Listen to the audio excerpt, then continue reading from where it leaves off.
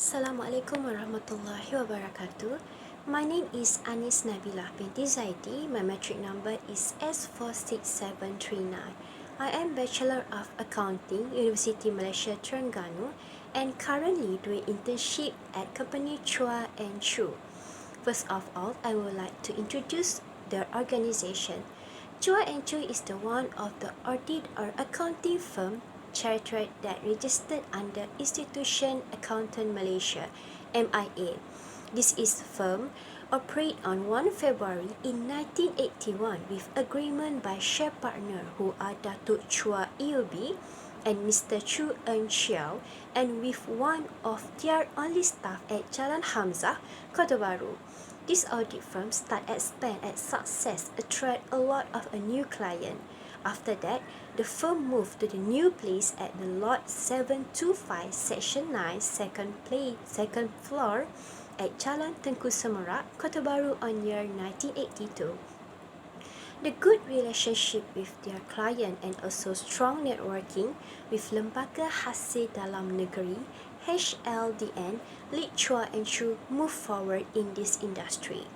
Start from year 1988, this audit firm have its own building where it's located at 4662 Jalan Sultan Yahya Petra, 15200 Kota Baru, Kelantan. The founder and his partner of this company are from Kelantan, and one of their achievements success to attract a lot of the new client, and until now the database they have almost 2000 number client from variety background company.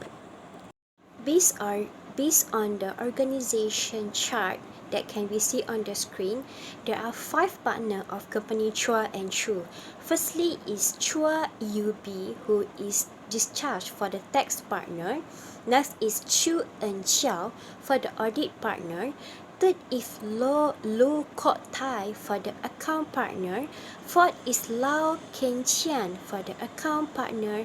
And the last but not least is the Leong Chia Ho for the audit partner. Every partner have their own department to discharge. For example, there are 1 for the tech partners, 2 audit partner, and 2 account partner. Overall of the partner company Chua and Chu have a 5. The issue that I choose is COVID-19 is give impact on accounting application. This is because during my internship, I need to prepare the client account, and most of them affected by pandemic problem, where is COVID-19, where have gave impact in economy because government need to make initiative by introducing MCO, Movement Control Order. So there is have limited movement, and also business owner must close their premise in order to follow the rules. In-depth examines the impact of the new coronavirus COVID-19 or the virus on the financial statement of entities whose business is affected by the virus for period ending after 31 December 2019. IFRS has far-reaching implications, including non-financial asset, financial instrument, leases, cash and cash equivalent, revenue recognition, non-financial obligation, going concern, disclosure, and interim financial. In 2020, the COVID-19 outbreak grew rapidly, resulting in a large number of infections. The measures taken to contain the virus have impact on economic activity. It gives the huge impact in economy, which has implications for financial reporting. Measures to prevent virus transmission include restrict people movement, limiting flight and other forms of travel, temporarily closing business and schools, and cancelling events. Tourism, transportation, retail, and entertainment will all suffer as a result of this.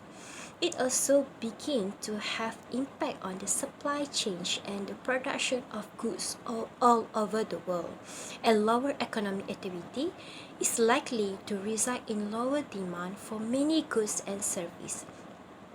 Financial service providers such as banks that lead to affect entities in insurers that provide insurance protection for affected individuals and business, as well as fund or the other investors who invest in affected enterprise also affect.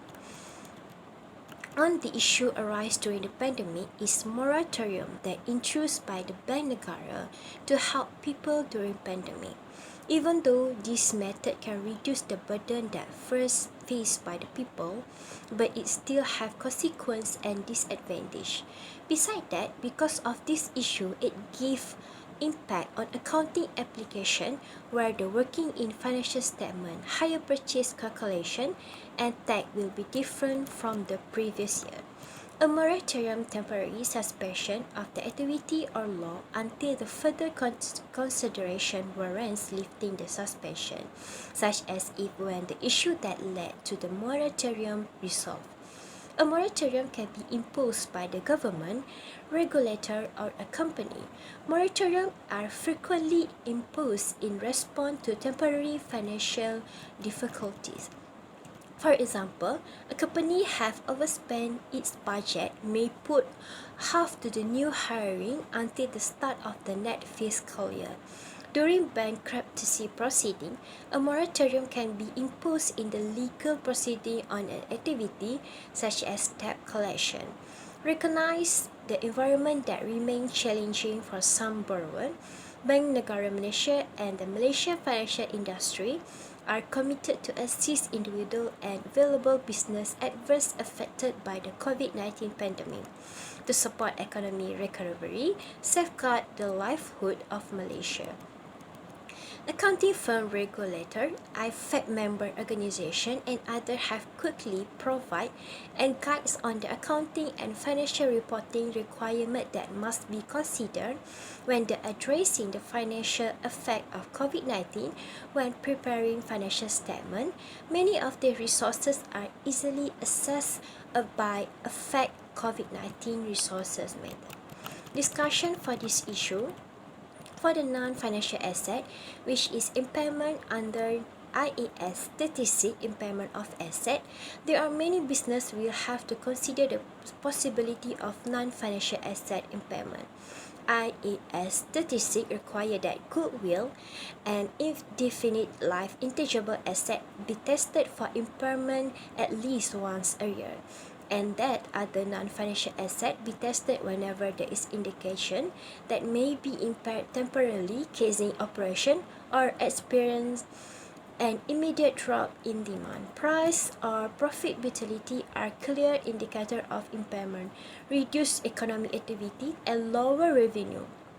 On the other hand, are likely to affect almost any entity and may also indicate impairment.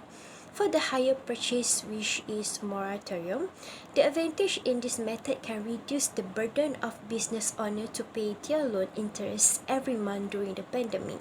The situation that people will afraid when do not pay, the credit score will be affected. The record is bad because the loan repayment is not good and will give the effect in financial statement and financial ratio in difficult to do anything.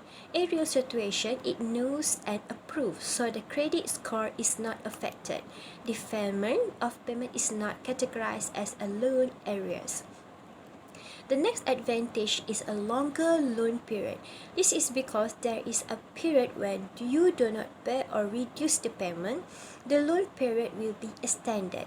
Where the moratorium is mandatory, the loan period is suspended for the 6 months. There are options that are offered by the government. First, before suspension, as you can see. There are options that are offered by government. Before suspension, 3 months monthly installment is RM568 per monthly. Total amount of arrears is 40,765. The remaining loan period is 84 months. For example, defer monthly installment for 3 months and extends the period for the 3 years. Monthly installment is RM510 ringgit per monthly. Total amount of arrears is 4,765. of 95, the remaining loan period is 120 months because 84 months additional another 36 months. Based on situation above, it can be seen that the total period of loan will be longer and it will affect the working section in accounting application. This is not a recommend business transaction record in business owner of business. In the other hand, the benefits are still there. What is missing is just interest over interest. Although compounded interest is not charged, your loan is still charged interest or accrued interest that will be carried after the moratorium ends. Even though during the mandatory 6-month moratorium, the accrued benefits are still running as usual. During my internship, every time I need to do and complete this session, I will face a challenge. This is because all the working are not same with the previous years and I need to ask help from my senior. This is because there are changes in accounting application in this section. So this is I need to practice and need to adapt with the new challenge because this is a new challenge that we need to face. The recommendation is the impact of COVID-19 on interim and the annual financial statement should be carefully considered by the management. The ramification of many business could be significant. The implication for financial statement include not only asset and liability measurement, but also disclosure and potentially an entity ability to continue as going concern. The implication including the indirect effect of decreased economic activity should be considered by all entities, not just those in the most affected territories affected. For example, management should consider whether COVID-19 and the measures taken to control it are likely to reduce the future cash flow or the decrease operating and other costs. This event, including, for example, a fall in the entity share price such as market capitalization, is lower than carry value, are an indicator of impairment requiring goodwill and indefinite-linked intangible asset to be tested outside the annual cycle or the other asset to be tested. The assumption and cash flow forecast used to test for impairment should be updated to reflect the potential impact of COVID-19. Budget, forecast, and other assumptions for an early impairment testing date that were used to determine the recoverable amount of the asset should be revised to reflect the economic condition at the balance sheet dates, especially to address increased risk and uncertainty. Unexpected cash flow approach, multiple probability weight scenarios might be a better way to estimate recoverable amount than a single predict outcome. To capture the increased risk and uncertainty, the potential impact of measures taken to control the spread of the virus could be included as additional scenarios in an expected cash flow approach. There might be a range of potential outcomes considering different scenarios. The factor used to determine the discount rate. However, the recoverable amount is determined should be revised to reflect the impact of the virus and the measures taken to control it. For example, the risk-free rates, country risk, and asset risk. The discount rate used in a single predict outcome approach should be adjusted to incorporate the risk associated with the COVID-19. Management should ensure that appropriate risk is reflected in either the cash flow or the discount rate. Whichever approach management choose to reflect the expectation about possible variation in the expected future cash flow, the outcome should reflect the expected present value of the future cash flow. Where the fair value is used to determine the recoverable amount, the assumption made should be reflect market participant assumption. To sum up, I advise construction company to properly record the costs incurred while they carry out the project. The cost should be recorded in accordance with the sub-project. The cost should be recorded according to the sub-project. The cost should not be missed out by the company. Companies should recognize revenue based the percentage of completion when it comes to the revenue recognition. The suggestion is to avoid understating costs and overstating revenue, or vice versa. Any unfinished project will have the revenue recorded as a VIP. Additional knowledge and skill learned from the issue. Based on the issue discussion above, I got a new knowledge in accounting. For example, about moratorium, and this is my very first time that I have been exposed about this. The government announced about moratorium during 2020 that can help reduce the burden almost business owner apply. So when I need to prepare financial statement and do working for hire purchase, it be affected because COVID-19 give the impact on accounting implication. Next, what I learned based on the issue that as accountant, we need to prepare financial statement and account should carefully consider the impact of COVID-19 on both interim and annual financial statement. The impact could be significant for many clients such as a business owner. The implication for financial statement include not only the measurement of asset and liability, but also disclosure and possibly an entity ability to continue as a going concern. The implication, including the indirect effect from the lower economic activity, should be considered by the all entities, not just those in the territories, but significant affected. So, as accountants, should need to alert and have high conscientiousness. Conscientiousness is the characteristic is a being careful or diligent. Conscientiousness implies a desire to complete a task well and take one's responsibility to others. Conscientious people are more efficient and organized than relaxed and disorderly people. Handle a lot of clients' problem and issue that help me to enhance my conscientious skill. This is because I need to prepare the client account very detailed and try my best to make less mistake. This is because if I do not careful and always make mistakes, I will face many problems and it will make my works become increased and worse waste my time. My senior have given advice. She said that as accountant, if we do mistake during prepare the client account, we will got the penalty and face another problem in future. As accountant, also we need to always alert about the changing of MFRS standard and tax exemption relief that always change by seasons and years. In conclusion, there are a lot of new things that I gained during my internship journey. For example, I have opportunity to handle the real client of document. It is very exciting. This is because finally I can use my theory knowledge and apply them in the real world.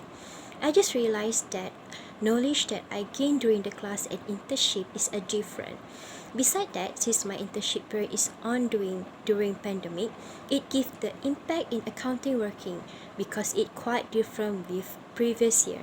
It teach me that as accountant we need to always learning new thing every day and always alert with the new standard that always change.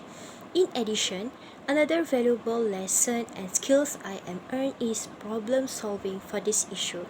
During my internship, life won't be smooth sailing entire time. I am going to come across problem where the equation about how to do something because the issue is still new and I need to adapt this.